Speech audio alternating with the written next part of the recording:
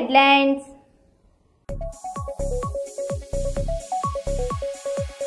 శంషాబాద్లో land అయిన Baahubali flight.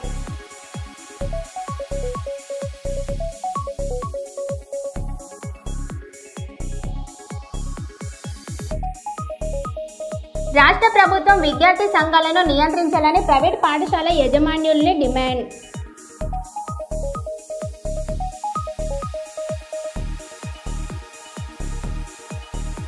Mangalampeta అడవి భూముల ఆక్రమణపై deputy CM Pawan Kalyan fire.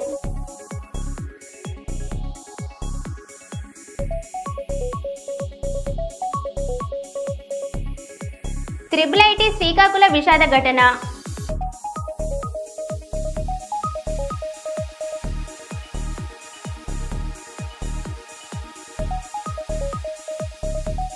Collectorate ఎదుటగా NHM ఉద్యోగుల ఆందోళన.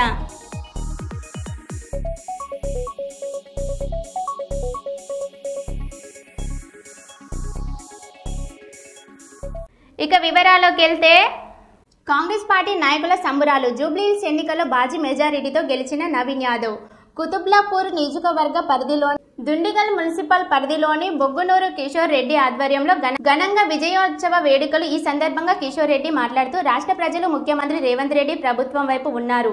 ఎవరు ఎన్ని మాటలు చెప్పినా రాష్ట్ర ప్రజలు కేసీఆర్ మాటలకు ఎవరు నమ్మే పరిస్థితులు లేరు అని మీడియా సమావేశంలో తెలిపారు. అలాగే దుండిగల్ మాజీ సర్పంచ్ కావాలి గణేష్ మాట్లాడుతూ, రేవంత్ రెడ్డి ప్రవేశపెట్టిన పథకాలు ప్రజల్లోకి 2 సంవత్సరాల్లోనే ప్రవేశపెట్టారు. కేసీఆర్ కేటీఆర్ మాటల పక్కన పెట్టి కాంగ్రెస్ పార్టీ నాయకులు స్థానిక కాంగ్రెస్ పార్టీ అభ్యర్థి నవీన్ యాదవ్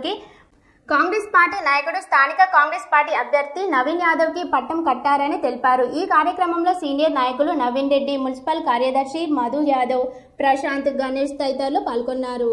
కాంగ్రెస్ పార్టీ వాళ్ళ యొక్క అహంకారం వల్లనే ఈరోజు నవీన్ యాదవ్ గారికి ఇంకా 5,000 మెజార్టీ పెరిగింది. ఎందుకంటే వాళ్ళు ఎంతసేపు రేవంత్ అన్నని టార్గెట్ చేసి మాట్లాడడం ద్వారా ప్రజలు కూడా చీకొడుతున్నారు.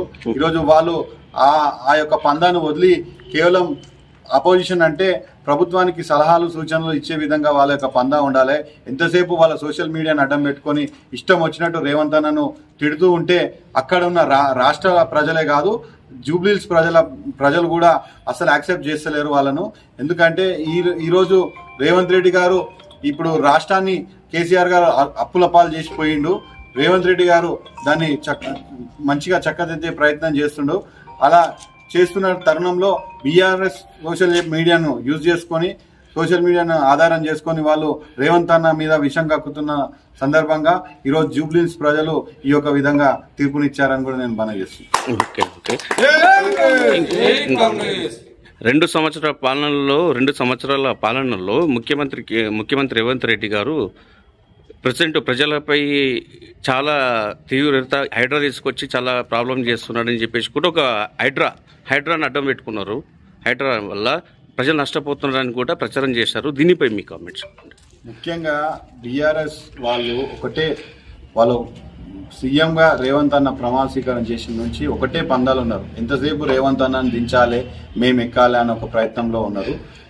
రేవంత్ అన్న మీరు అబ్జర్వ్ చేయండి, ఏ కార్యక్రమం మొదలుపెట్టినా దాని మీద బురద ప్రయత్నం చేస్తారు. ఈరోజు మనం ఎన్నో పథకాల మీద ఆయన స్టార్ట్ చేస్తుంటే వీళ్ళు ఏదో ఆపోజిషన్ వాళ్ళు ఏదో ఒక విధంగా బురద జల్లే ప్రయత్నం చేస్తారు.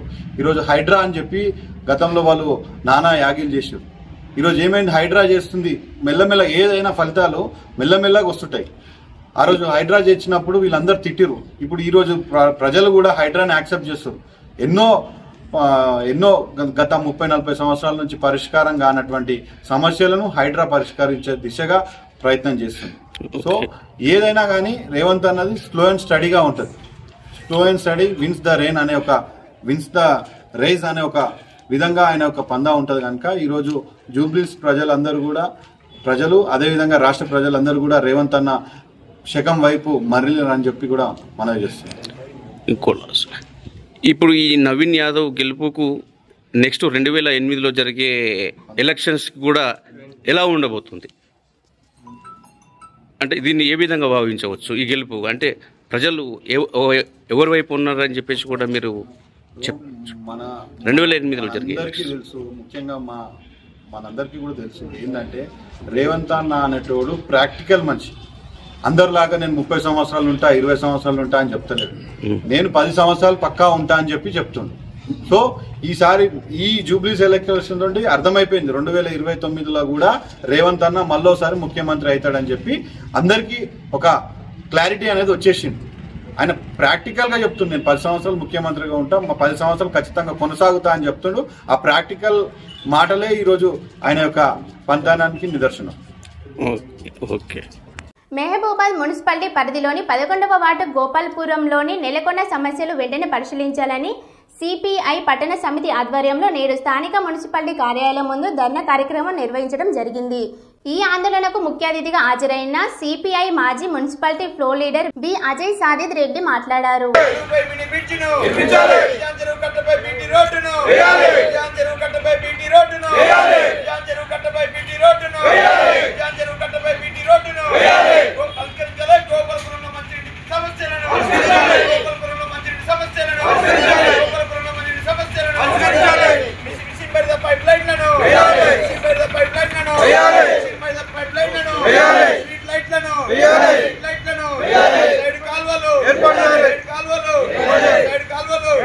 పరిష్కరించాలి గోపాలపురం ప్రధాన సమస్యలు వెంటనే, గోపాలపురం ప్రజలకు ఇబ్బందులుగా ఉన్న ప్రధాన సమస్యలు వెంటనే నిజాం చెరువు అలుగు వద్ద మినీ బ్రిడ్జిని నిర్మించాలి. అలుగు వద్ద మినీ బ్రిడ్జిని, వర్షాల కాలంలో ఇబ్బందులు పడుతున్న వారికి మినీ బ్రిడ్జిని, నిజాం చెరువు అలుగు వద్ద మినీ బ్రిడ్జిని, గోపాలపురం నిజాం చెరువు అలుగు వద్ద మినీ బ్రిడ్జిని, నిజాం చెరువు కట్టపై బీటీ రోడ్డును, నిజాం చెరువు కట్టపై బీటీ రోడ్డును, నిజాం చెరువు కట్టపై బీటీ రోడ్డును వేయాలి. గోపాలపురం నిజాం చెరువు కట్టపై కరెంట్ పోల్స్ ను, గోపాలపురం అంతర్గత రోడ్లను డ్రైనేజీని. సిపిఐ పట్టణ సమితి ఆధ్వర్యంలో మహబూబాద్లోని 11వ వార్డు పరిధిలో ఉన్నటువంటి గోపాలపురంలో దశాబ్దాల కాలంగా నెలకొన్నటువంటి ప్రధాన సమస్యల పరిష్కారం కోసం మున్సిపల్ కార్యాలయం ముందట ఆందోళన నిర్వహించి గౌరవ మున్సిపల్ కమిషనర్ గారికి ఈ యొక్క వినతిపత్రం ఇవ్వడం కాకుండా సంబంధించిన డిఏ గారికి కూడా సమస్యలు తెలియజేస్తున్నారు. ముఖ్యంగా మరి గోపాలపురం మానుకోట పట్టణంలోని ప్రధాన దారి అయినటువంటి ప్రధాన రోడ్డు అయినటువంటి మరి రైల్వే స్టేషన్ ఈదులకోసపల్లి రోడ్డుకు పూతవేటు దూరంలో ఉండటం జరుగుతుంది. అయినా కూడా ఆ యొక్క గోపాలపురానికి కనీసమైనటువంటి రోడ్డు సౌకర్యం లేక తీవ్రంగా ఇబ్బందులు పడుతూ ఉన్నారు. గతంలో ఉన్నటువంటి బీఆర్ఎస్ ప్రభుత్వం అప్పుడున్నటువంటి ప్రజాప్రతినిధులు ఈ యొక్క నిజాం చెరువును అభివృద్ధి చేస్తామనే పేరు మీద అక్కడ ఉన్నటువంటి బీటీ రోడ్డును మొత్తం కూడా ధ్వంసం చేసి ఆ మొత్తం మట్టి రోడ్డును చేసి ఆ యొక్క మధ్యలోనే ఆ యొక్క రోడ్డు నిర్మించకుండా దానికి సంబంధించిన ట్యాంక్ బండ్ పేరు మీద ఆ పనులను కూడా అర్ధాంతరంగా వదిలి మరి ఆ పనులు ఎన్ని చేసిందో ఎన్ని నిధులు మరి వాళ్ళు వాటిని తిరిగి తీసుకున్నారో అర్థం కానటువంటి పరిస్థితి. ఎక్కడికక్కడ ఆ యొక్క రోడ్డును ధ్వంసం చేసి ప్రధానంగా రాకపోకలకు అది వాహనదారులు కానీ పాదాచారులు కానీ సుమారు 400 మంది పైగా ఉండేటువంటి గోపాలపురం సంబంధించిన వాళ్ళు నిరంతరం వాళ్ళ యొక్క మత్స్యకారులు ప్రధానంగా ఉండేటువంటి వాళ్ళ వృత్తి కోసం కానీ వివిధ పనులు చేసుకోవడం కోసం మానుకోటకు వచ్చే సందర్భంలో కూడా రావడానికి మన రహదారి లేక తీవ్రంగా ఇబ్బంది పడుతున్నారు. మరి ముఖ్య ఎక్కడ ఉందంటే చుట్టూ తిప్పి చూసినట్టుగా వాళ్ళంతా కూడా కలిసి నందన గార్డెన్ మీద కూడా రావాల్సి వస్తుంది.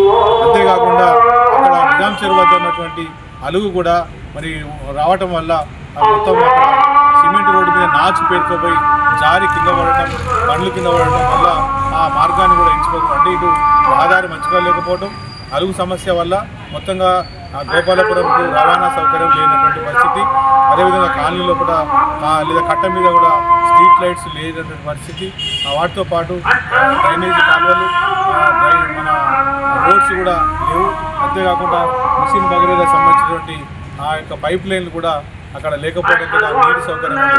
మొత్తంగా మరి మానుకోటకు అతి దగ్గరగా ఉన్నా కూడా నిజాం చెరువు చుట్టూ అతి సమీపంలో ఉన్నటువంటి ఆ యొక్క గోపాలపురం సమస్యలకు నిలవైంది, అభివృద్ధికి ఆమడ దూరంగా మారిపోయింది.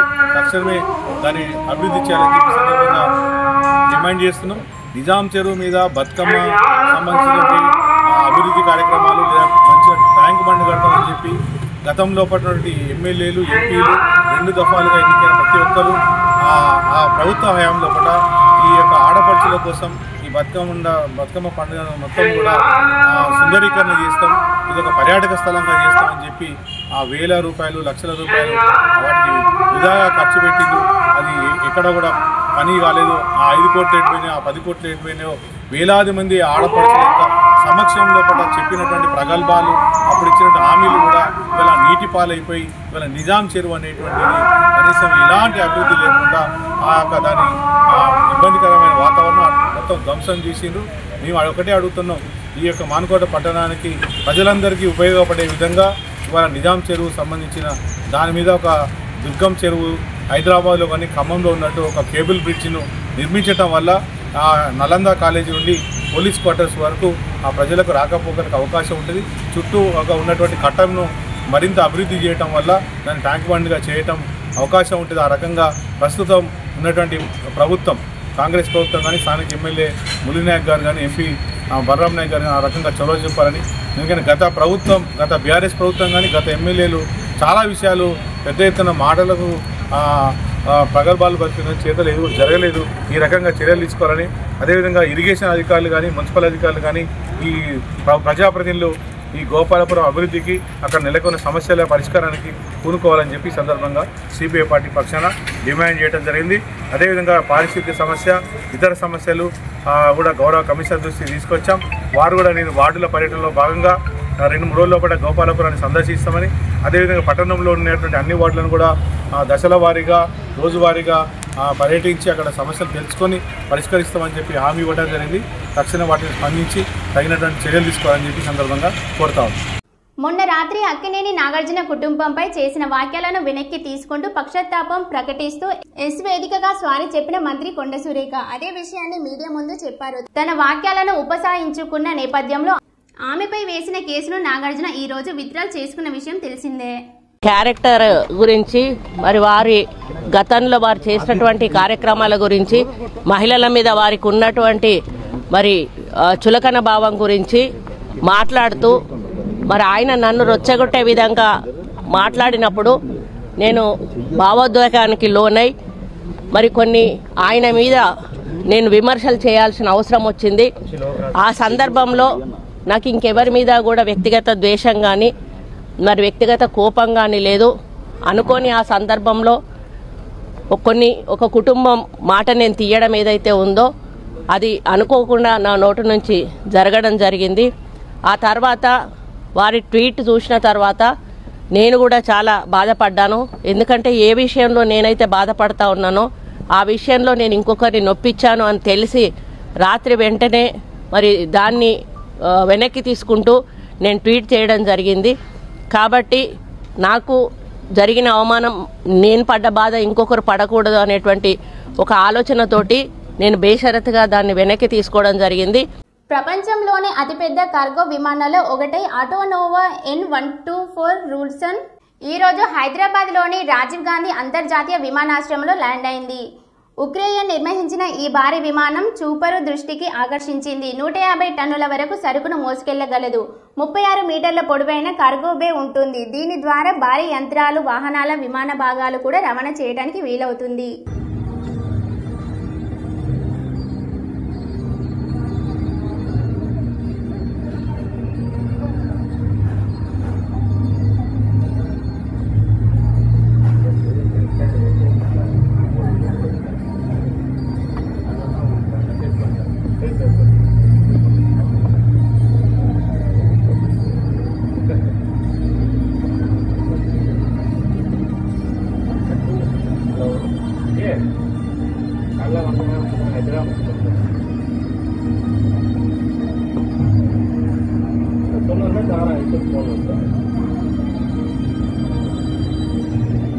அது கேன்சல் சொன்னா பார்த்தா கேன்சல் பார்த்து அதிகமாக போனோம். பாதி கூட கைக்கு வராது.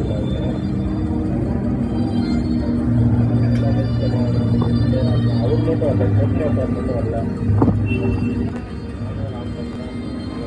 మహబూబాబాద్ జిల్లా సిరోల్ మండలంలోని ఏకలవ్య మోడల్ రెసిడెన్షియల్ స్కూల్ జిల్లా ప్రజా పరిషత్ ఉన్నత పాఠశాలను లోనిహోతాస్ జిల్లా అదనపు కలెక్టర్ లేనిన్ తత్వల్ టోపో ఆకస్మికంగా సందర్శించి పరిశీలించారు. ఈ సందర్భంగా అదనపు collector Eklavya model school residential జిల్లా ప్రజా పరిషత్ ఉన్నత పాఠశాలలోని స్టోర్ రూమ్, కంప్యూటర్ ల్యాబ్, వంటగదిని పరిశీలించి స్టాక్ రిజిస్టర్లను తనిఖీలు చేశారు. విద్యార్థులకు మెను ప్రకారం మధ్యాహ్న భోజనం అందించాలని సూచించారు. కూరగాయలను పరిశుభ్రమైన ప్రదేశంలో ఉంచాలని సూచనలు చేశారు.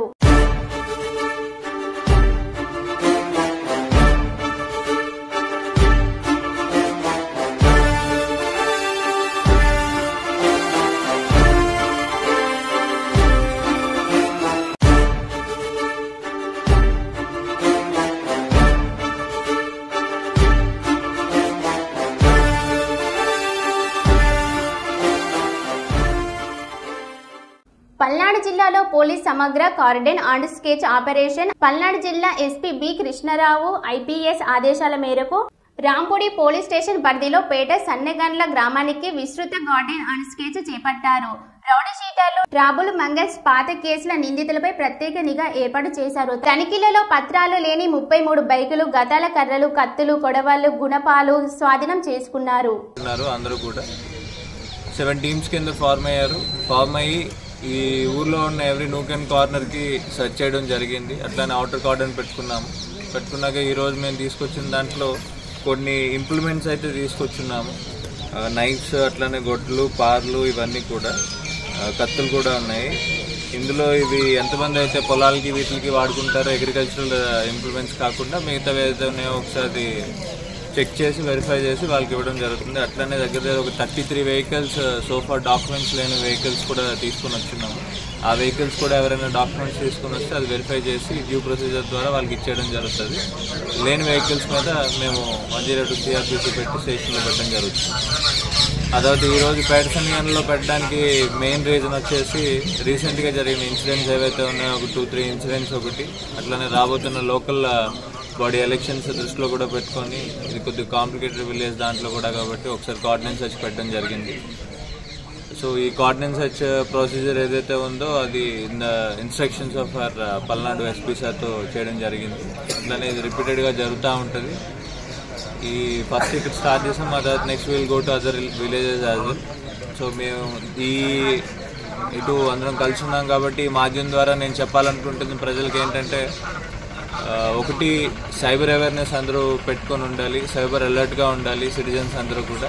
రెండోది డ్రగ్స్కి ఎగెన్స్ట్గా ఉండాలి, అలాగే డ్రగ్స్ దూరం కూడా పెట్టుకోవాలి. డ్రగ్స్ వద్దు బ్రో అనే నినాదం ఏదైతే ఉందో దాంతోనే ముందుకెళ్తున్నది ఏపీ పోలీస్. అదొకసారి అందరికీ నేను తెలియజేద్దాం అనుకుంటున్నాను. Thank you. విద్యార్థి సంఘాలను నియంత్రించాలి. రాష్ట్ర ప్రభుత్వ విద్యార్థి సంఘాలను నియంత్రించాలని ప్రైవేట్ పాఠశాల యాజమాన్యాలు డిమాండ్ చేశారు. వరంగల్లో ఓ పాఠశాల ప్రిన్సిపల్పై పీడీఎస్యు నాయకులు జరిపిన దాడిని ఖండిస్తూ మంచిర్యాలలో నిరసన ప్రదర్శించి నిర్వహించారు. విద్యార్థి కుల రాజకీయ పార్టీల విద్యా సంస్థలోకి రాకుండా నియంత్రించాలని టస్మ జిల్లా కోశాధికారి చంద్రమోహన్ గౌడ్ కోరారు. కరస్పాండెంట్లు, ఉపాధ్యాయులు పాల్గొన్నారు.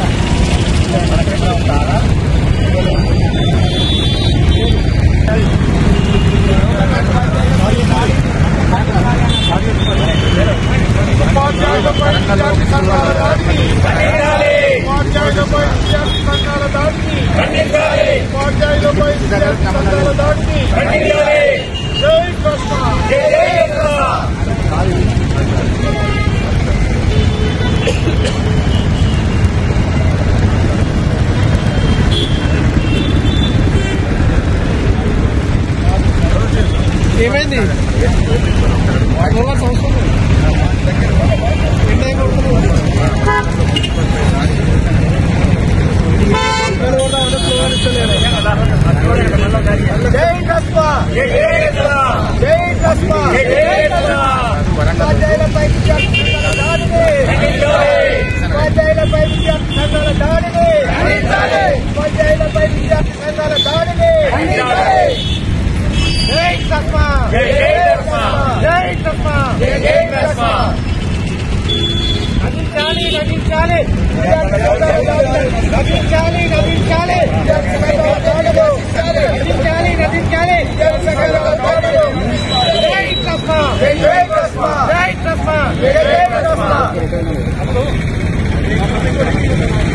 IIT శ్రీకాకుళం శ్రీకాకుళం విషాద ఘటన. సీనియర్ వేధింపులతో మనస్తాపానికి గురై విద్యార్థి ఆత్మహత్య.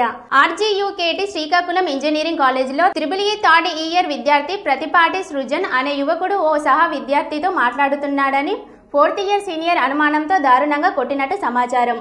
నిన్న రాత్రి సృజన్ను రూములోకి తీసుకెళ్లి సుమారు 4 గంటల పాటు చిత్రహింసలకు గురి చేసిన 8 మంది సీనియర్స్ తీవ్రంగా కొట్టినట్టు తెలుస్తుంది.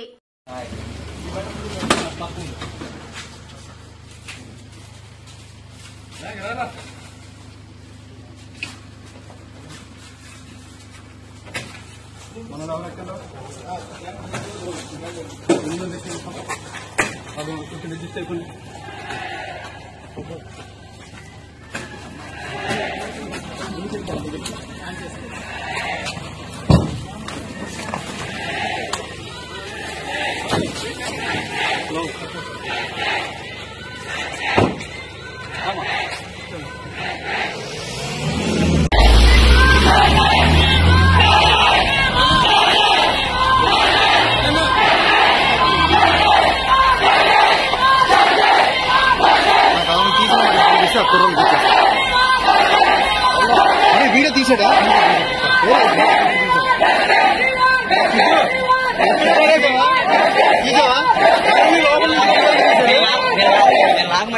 మాన్య నియోజకవర్గం గడివేముల మండలం గాని గ్రామంలో ప్రభుత్వ మెడికల్ కాలేజీ ప్రైవేటీకరణకు వ్యతిరేకంగా రచ్చబండ. కోటి సంతకాల సేకరణ కార్యక్రమంలో పాల్గొన్న వైఎస్ఆర్సీపీ నంద్యాల జిల్లా అధ్యక్షులు పాణ్య మాజీ ఎమ్మెల్యే కాటసని రాంభూపాల్ రెడ్డి ప్రభుత్వ మెడికల్ కాలేజీలను ప్రైవేటీకరణ చేయాలని కూటమి నిర్ణయానికి వ్యతిరేకంగా కోటి సంతకాల సేకరణ కార్యక్రమాన్ని ప్రారంభించి ఇంటింటి దగ్గరకు వెళ్లి ప్రజలందరి చేత సంతకాల సేకరణలో పాల్గొని వైఎస్ఆర్సీపీ సంక్షేమ పాలన మద్దతు ఇవ్వాలని పిలుపునిచ్చారు. అనంతరం కాటసని రాంభూపాల్ రెడ్డి మాట్లాడారు. ఓపెన్ చేయలేదు. ఈ 10 మెడికల్ కాలేజ్ ప్రైవేట్ పరం చేయాలనేది తెలుగుదేశం ప్రభుత్వం. జగనన్న మంచి ఉద్దేశంతో పేద ప్రజలకు వైద్యం ఫ్రీగా వస్తుంది, పేద పిల్లలు బాగా చదువుతారు, వాళ్ళు మెరిట్ స్టూడెంట్లకు అన్యాయం జరగకుండా వాళ్ళకి అందరికి కూడా మనం సీట్ ఇవ్వడానికి అవుతుంది. దీనికి డబ్బులు లేని వాళ్ళకు మాత్రం పేద పిల్లలు అందరూ చదవడానికి అవకాశం ఉంటుంది. దీంట్లో MBBS సీట్లతో పాటు మళ్ళీ మనకి MD సీట్లు కూడా ఫ్రీగా వస్తాయి. ఇప్పుడు 140 సీట్లు వచ్చినాయి. ఈ 17 మెడికల్ కాలేజ్తో దగ్గర 500-600 MD సీట్లు వస్తాయి. అంటే అవన్నీ కూడా పేద ప్రజలకు ఉచితంగా వచ్చేటివే, వాళ్ళు ఎవరైతే మెరిట్ స్టూడెంట్ దానికి వ్యతిరేకంగా మనం ఈ ప్రైవేటీకరణ చేయకూడదని మనము ప్రయత్నం అమ్మ. మీరు మాకు సపోర్ట్ చేయమని మిమ్మల్ని రిక్వెస్ట్ చేస్తాం. అయితే ₹1 డొనేషన్ కట్టకుండా జగనన్న 17 మెడికల్ కాలేజ్ శాంక్షన్ చేసుకున్నాం. ఆ మెడికల్ కాలేజీలో 5 మెడికల్ కాలేజ్ తయారైపోయినాయి, 2 కూడా తయారైపోయినాయి. ఎలక్షన్ కోడ్ వచ్చి ఓపెన్ చేయలే. మిగిలిన 10 మెడికల్ కాలేజీని చంద్రబాబు నాయుడు మందికి అమ్ముకుంటున్నాడు. అమ్ముకోవద్దు, ఇది గవర్నమెంట్ తరపునే ఉండాలి, పేద ప్రజలకు వైద్యం జరగాలి, పేద పిల్లలందరూ కూడా మంచి స్టూడెంట్ అంతా కూడా బాగా చదవాలి, చదివేటోళ్ళకు ₹1 డొనేషన్ లేకుండా చదువుకునేటోళ్ళకి అవకాశం ఇవ్వాలి. మీరు ప్రైవేట్ పరం చేసి అన్యాయం అవుతుంది, వాళ్ళు సీట్లలో అమ్ముకుంటారు, అది వద్దనే ఈ జగన్ కోరుకుంటాం. మనము మీకు కూడా మీకు అందరికి కూడా మీకు మంచి జరగాలనే ఉద్దేశం అంతే, దీంట్లో ఇంకేం లేనండి.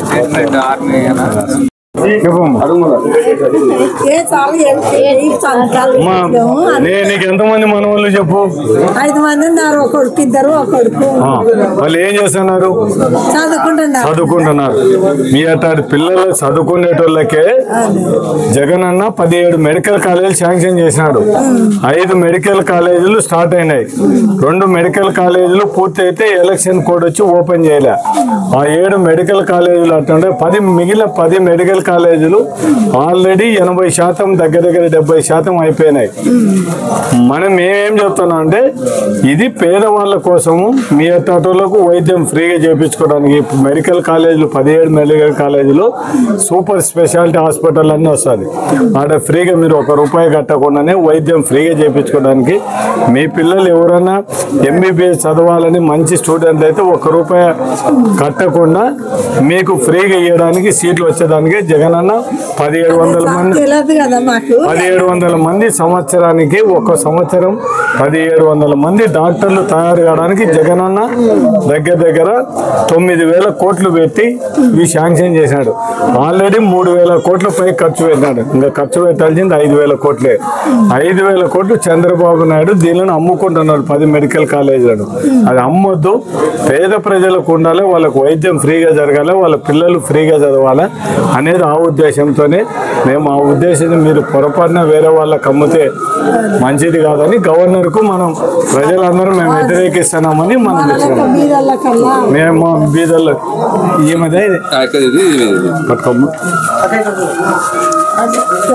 పొద్దున్న నీ కొడుకు నీ మనవాడు ఇంజనీర్ కావాలన్నాడు అనుకో, నువ్వు ఈ ఎంబీబీఎస్ సీటే కాదు ఎండి సీటు చదవాలన్నా కూడా 2 కోట్లు ఖర్చాలి సీటు కోసం.